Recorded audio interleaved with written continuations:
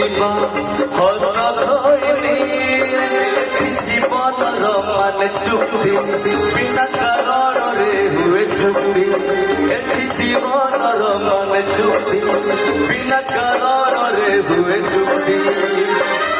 किए जाने कहते मेरे कोई बदबर सजा आखिया बुझा तू लुहा बुझा आखिया बुझा तू लुहा बुझा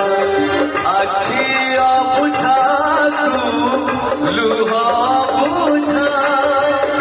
आखिया बुझा तू लुहा